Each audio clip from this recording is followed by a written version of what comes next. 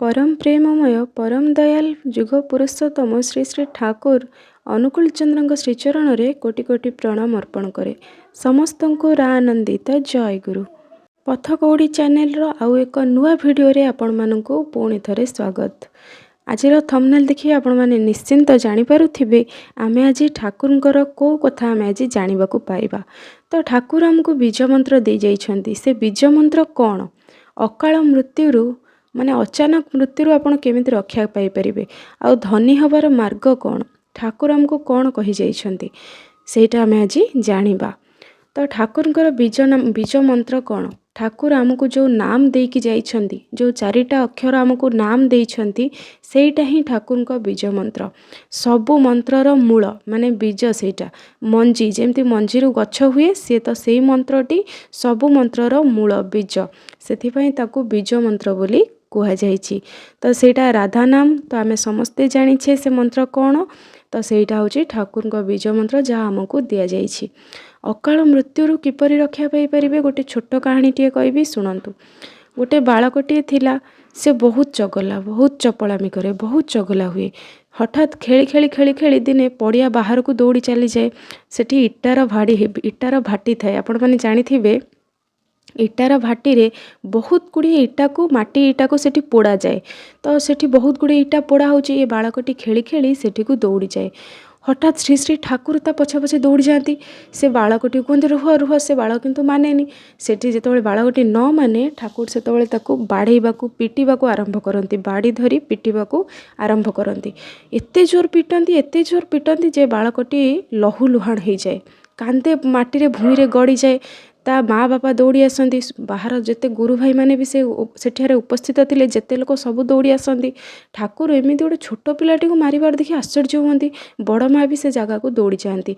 हठात ठाकुर को पचारती, कहती हे प्राण वल्लभ, आपण तो एते रागी नुह, आपण तो एते क्रोध करंतिनी, आपण ए पिलाटी को काहेकि मारिले?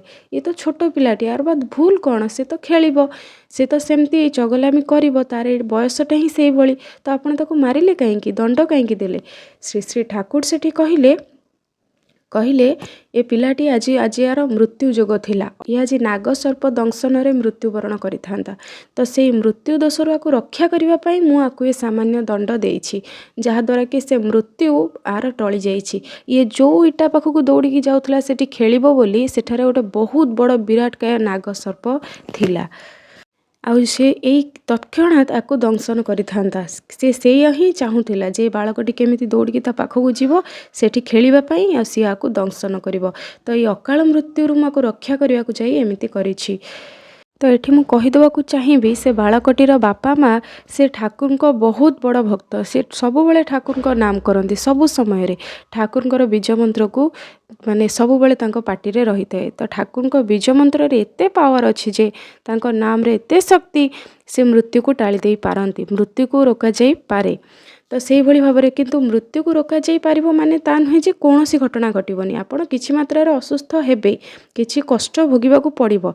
सेथिपई कुहा जाइछि ठाकुर को धर, कष्ट पाइबाकू रेडी थाओ किंतु मरिबोनी, कष्ट पाइबाकू रेडी थाओ। जदि आपण मानकर ठाकुर को ऊपर भरोसा अछि, आपण प्रॉपर वे रे नामधान करूछंती, सब बेले श्री श्री ठाकुर को पाखरे निजको समर्पण करि सारिछंती, तो सेठारे आपण एटा विश्वास रखंतु जे आपण कष्ट पाइबाकू रेडी थांतु किंतु अकाल मृत्यु रे केबे आपणको मृत्यु हबनी, जदि आपणकर ठाकुर को ऊपर गभीर विश्वास रहिथिबो।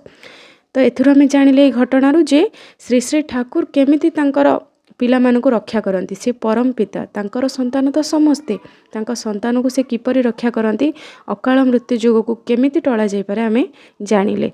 धनीरु गरीब हबार मार्ग ठाकुर कौन कहिसेंती ना? धनीरु गरीब माने कौन? उन्नति लाभ करिबा, निजर उन्नति किपरि हेबो ना? प्रथमे आमे ठाकुर को निज भितरे हमको उपवेष्टित करबा को हेबो, निज भितरे ठाकुर को बसैबा को पड़िबो, निज मनर आसन रे ठाकुर को रखिया को पड़िबो।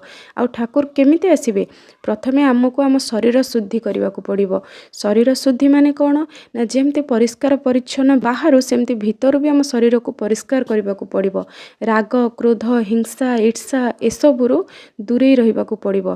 प्रचुर परिमाण रे सबु समय नाम करने को पड़ो, आउ ध्यान भी करने को पड़ो, जो थी कि आम कनसेंट्रेट हवा ठाकुर पाखरे। ठाकुर पाखरे सब बड़े आम कनसेंट्रेशन रहिबो। ତ ସେ ସମୟରେ ଆମେ ଜାଣିପାରିବା ଯଦି ଆମେ ନାମ ଧ୍ୟାନ ଠିକ୍ ଠିକ୍ ଟାଇମ୍ରେ କରନ୍ତି ଆପଣ ନିଜେ ଦେଖନ୍ତୁ ଆପଣ ଜାଣିପାରିବେ ଆପଣଙ୍କର ପ୍ରାୟ ଇଚ୍ଛା ପୂରଣ ହେବ। ଆପଣଙ୍କର ପ୍ରାୟ ଇଚ୍ଛା ଯଦି ଆପଣ ଆଜି ମାନେ ଦୁର୍ଦିନ ଅବସ୍ଥାରେ ଅଛନ୍ତି ଆପଣ ଯଦି ଠାକୁରଙ୍କୁ ଠିକ୍ ଭାବରେ ଧରିବେ ଆପଣଙ୍କୁ ପରିଶ୍ରମ କରିବାକୁ ଇଚ୍ଛା ହେବ ଆଉ ବସି ରହିବାକୁ ଇଚ୍ଛା ହେବନି। କାହିଁକିନା ଠାକୁର ହିଁ କହିଛନ୍ତି କର୍ମ ହିଁ ଭଗବାନ। ଆମେ କର୍ମ କରିଚାଲିବା ତ ଆପଣଙ୍କୁ ଫଳ ନିଶ୍ଚୟ ମିଳିବ। ତ ଆପଣ ସବୁବେଳେ ଠାକୁରଙ୍କ ଚରଣରେ ଥାଆନ୍ତୁ, ସବୁବେଳେ ତାଙ୍କୁ ଭକ୍ତି କରନ୍ତୁ, ସବୁ ସମୟରେ ନିଜକୁ ସମର୍ପଣ କରି ତାଙ୍କ ପାଖରେ ରଖିଥାନ୍ତୁ। ଆମେମାନେ ଜାଣିଲେ ଯେ ଆଉ ଠାକୁର ଆମକୁ କ'ଣ କହିଛନ୍ତି ନା ଯଜନ ଯାଜନ ଇଷ୍ଟଭୃତି କରିଲେ କାଟେ ମହାଭୀତି। ଆପଣ ଯଜନ କରନ୍ତୁ ଯେତେ ସମ୍ଭବ ଯେତେ ଶକ୍ତି ସବୁ ଲଗେଇ ଦିଅନ୍ତୁ ଯଜନ କରିବାରେ, ଯାଜନ ବି କରନ୍ତୁ ଆଉ ଇଷ୍ଟଭୃତି ବି କରନ୍ତୁ। ଏଥିରୁ ଆପଣ ଦେଖିବେ କେତେ ପରିମାଣରେ ଆପଣ ମାନେ ଭୟରୁ ମୁକ୍ତି ପାଇପାରିବେ, କେତେ ପରିମାଣରେ ଆପଣଙ୍କର ଉନ୍ନତି ଲାଭ ଆପଣ କରିବେ। ଆଉ ସତ୍ସଙ୍ଗ କରନ୍ତୁ, ସତ୍ର ସଙ୍ଗ କରନ୍ତୁ, ସବୁବେଳେ ସଦାଚାର କରନ୍ତୁ, ସତ୍ ଆଚରଣ କରନ୍ତୁ, ସତ୍କୁ ନେଇ ସବୁବେଳେ ଚାଲନ୍ତୁ। ତ ଦେଖିବେ କିପରି ଭାବରେ ଉନ୍ନତି ହେଉଛି। ଗରିବରୁ ଧନୀ ତ ଏଇଟା ଛୋଟ କଥା, ସବୁ କ୍ଷେତ୍ରରେ ଜୀବନର ପ୍ରତିଟି କ୍ଷେତ୍ରରେ ଆପଣ ନିଶ୍ଚିନ୍ତ ଭାବରେ ବିଜୟ ଲାଭ କରିବେ। ସମସ୍ତଙ୍କୁ ଜୟ ଗୁରୁ।